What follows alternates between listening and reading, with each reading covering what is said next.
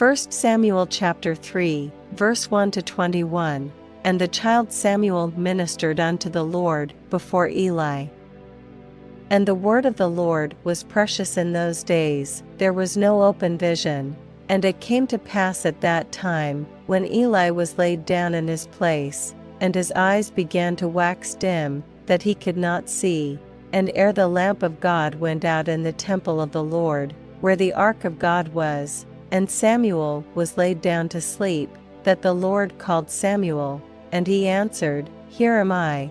And he ran unto Eli, and said, Here am I, for thou calledst me. And he said, I called not, lie down again. And he went and lay down. And the Lord called yet again, Samuel.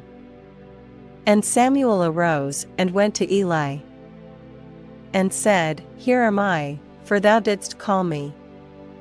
And he answered, I called not, my son, lie down again. Now Samuel did not yet know the Lord, neither was the word of the Lord yet revealed unto him. And the Lord called Samuel again the third time. And he arose and went to Eli, and said, Here am I, for thou didst call me. And Eli perceived that the Lord had called the child. Therefore Eli said unto Samuel, Go, lie down, and it shall be, if he call thee, that thou shalt say, Speak, Lord, for thy servant heareth.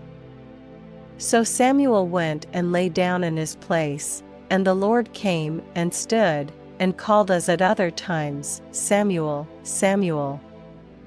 Then Samuel answered, Speak, for thy servant heareth. And the Lord said to Samuel, Behold, I will do a thing in Israel, at which both the ears of every one that heareth it shall tingle.